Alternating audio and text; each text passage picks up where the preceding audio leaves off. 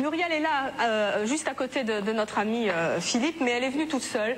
Et elle vit, elle, en région parisienne, dans une maison avec... En province. En province ? À la campagne. À la campagne ? Campagne. Où ça ? Quelque part dans le Loiret. Dans le Loiret. C'est un petit peu plus bas que la région parisienne. Vous ne voulez pas dire où vous habitez pour ne pas effrayer les voisins? Non, les voisins connaissent parfaitement l'existence de votre gros chat. Je voudrais chat. qu'on le voit tout de suite. Est-ce qu'on peut avoir des images, Antoine? S'il te plaît, toi qui es en régie, est-ce que tu peux nous envoyer des photos? Voilà, vous vivez avec un puma, c'est ça? C'est ça, oui. Tout à fait. Quel âge il a? 6 ans. 6 ans. Sur la photo, elle était très jeune. Et vous avez décidé d'acheter ce puma quand? Non, je n'ai pas acheté ce puma. J'ai acquis ce puma. On m'a fait cadeau de ce puma. Enfin, disons que j'ai... Est-ce que c'est un cadeau empoisonné ou c'est un cadeau? Je l'ai souhaité, hein, mais je n'ai pas acheté l'animal en soi. C'est une bête qui est née en captivité, de plusieurs générations de captivité, en France. Mais vous avez jamais peur? Si. Bon, vous êtes dresseuse de métier. Donc non, voilà, ça, moi je suis éleveur, bon, j'élève des chiens. Oui, enfin, et je dresse des animaux. C'est un peu différent. Complètement. Et je dresse des animaux pour le cinéma, et disons des animaux domestiques. Le puma, c'est quelque chose de tout à fait annexe. Ma puma ne travaille, enfin mon puma femelle, pardon, ne travaille absolument pas. Qu'est-ce qu'il fait de ses journées, à part se prélasser sur le billard? Il n'a jamais des velléités de se sauver? Vous le promenez? Non, elle vit, alors remettons les pendules à l'heure, elle vit donc dans une fauverie construite pour elle. Dans votre maison? Respectant les conditions de détention telles que la loi l'implique. On n'a pas un puma chez soi comme on a un chat de gouttière ou... Vous l'emmenez jamais en laisse, en ville ou quoi? Non, c'est formellement interdit. Ça reste néanmoins un animal sauvage. Ça reste tout à fait un animal sauvage, un fauve, prédateur. Les félins sont quand même des super prédateurs. Donc ça reste un animal toujours potentiellement dangereux. Le risque, est-ce qu'il ne risque pas de revenir à sa nature sauvage? Sa nature sauvage, il n'a pas à y revenir puisqu'il l'a conservé complètement. C'est un animal qui est apprivoisé entre guillemets, parce que je n'aime pas beaucoup ce terme, mais ça n'est pas un animal domestique. La dame voudrait poser une question, mais il faudrait qu'elle enlève le serpent parce que sinon moi j'ai... Courage Evelyne, oui, merci, vous êtes bien gentille. Merci. Oui, a priori, je la trouve formidable parce qu'elle a l'air de mesurer les risques de l'animal qu'elle détient. Maintenant, ce que je voudrais savoir, si elle serait prête à tuer son animal au cas où il y a un accident qui provient... Alors à cette question, je réponds simplement, tout est conçu pour éviter les accidents. S'il doit y avoir un accident sur un être humain, c'est moi et personne d'autre. Et là, c'est mon problème.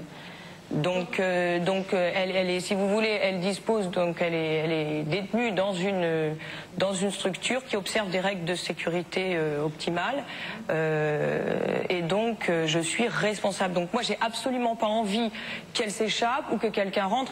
La fauverie a été conçue. Pardonnez-moi, mais le jour où Kylia va s'échapper, à mon avis, elle va pas vous demander l'autorisation. Hein. Non, Kylia s'échappera pas. J'ai plus peur des gens qui peuvent éventuellement vouloir jouer à Tarzan et rentrer. C'est déjà arrivé? Non, parce que j'ai des chiens qui sont là pour la garder.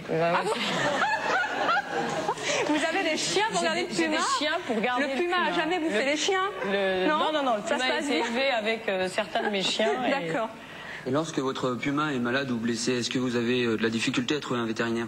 Non, mais alors j'ai un vétérinaire. On en a un là, nous. J'ai un vétérinaire qui est fort sympathique et qui s'est passionné pour cet animal dès le départ. Il est grand. Il faut savoir que je l'ai eu très très jeune et donc il l'a manipulé dès le départ. Elle le connaît, elle aime beaucoup et les interventions, s'il y a lieu, disons que pour les vaccinations par exemple.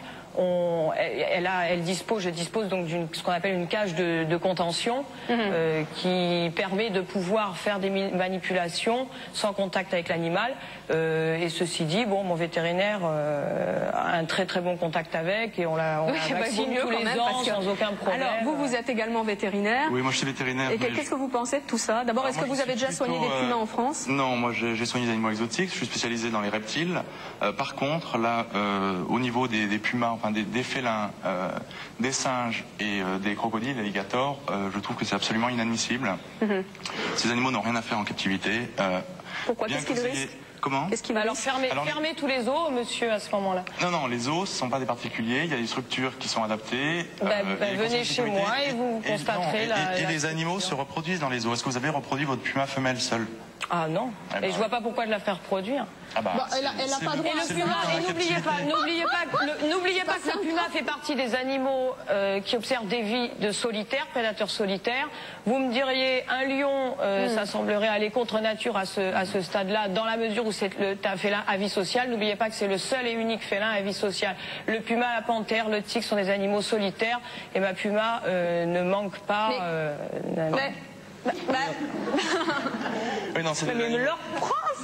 Ce sont des animaux solitaires, mais ils n'ont rien à faire dans un pavillon en France. Les félins, d'abord, ils sont tous protégés en général, donc il faut les laisser où ils sont. Visiblement, c'est pas l'avis de Muriel, quoi. Ils n'ont pas les mêmes... Non, mais c'est pas. Moi, je suis tout à fait d'accord avec ça. Je suis contre. Non. Je suis d'accord avec monsieur dans la mesure où ce qui est inadmissible, c'est prélèvement dans la nature. Moi, il s'agit d'un animal qui est né en captivité, de X générations nées en captivité. Elle est de toute façon. Et la loi vous autorise de toute manière à avoir ce type d'animal chez vous. Il faut se conformer. Mais la loi autorise en France quelqu'un à avoir un animal comme ça à la maison. La loi l'autorise dans un contexte très particulier, vous nous l'avez expliqué tout à l'heure. Des tas d'obligations, la loi l'autorise pas. Alors, comme ça, Muriel, on va dans quelques instants retrouver André et Claude. André et Claude vivent ensemble en Alsace. Ils vivent ensemble avec 1 millier d'enfants. On se retrouve tout de suite. Si vous voulez venir témoigner dans notre émission, y participer dans le public, ou si vous souhaitez en savoir plus sur le sujet d'aujourd'hui, appelez le 36 68 55 53 ou tapez 36 15 code TF1.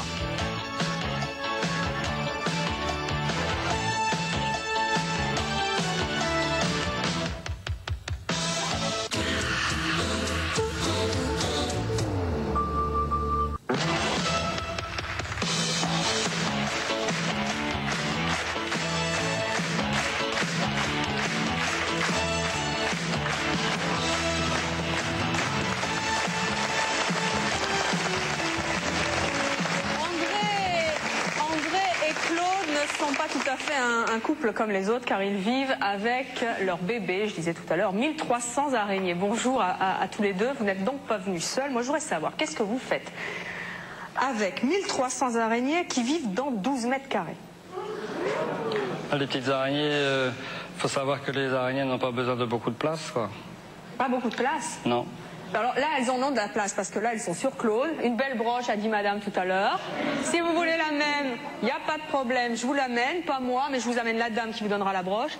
Attendez, comment ça vous a pris cette passion des araignées? Parce que, c'est pas une peluche quand même, vous passez pas votre temps à les caresser dans la journée comme un petit chien. Qu'est-ce que vous faites avec? Dites-nous, Claude. Ouais, ça a tout évité par une histoire de vie, dans la mesure où on a la sensibilité de tout ce qui bouge, de tout ce qui vit, le respect de la flore, de la faune. Et vous les respectez en les mettant dans 12 mètres carrés? Attention, je suis pas arrivée au bout. D'accord. Et plus particulièrement, on a remarqué ici, le sujet est reptiles, araignées, tous ces animaux qu'on n'aime pas. On a envie de montrer autre chose, on a envie de dire que les araignées peuvent être belles, il faut arrêter de les écraser. On a commencé par arrêter de les écraser, de les observer un petit peu plus parce qu'elles sont mal aimées. Enfin, moi, j'en ai jamais vu dans ma salle de bain, j'en ai jamais écrasé, je vous le jure, hein, c'est promis. Si on observe... Je voulais reprendre le discours du vétérinaire là qui n'est pas contre la captivité en zoo. Moi, je suis contre aussi la captivité en zoo des animaux. À notre époque, on a... Attendez, c'est pas un débat sur les zoos, hein, je vous le dis tout de suite.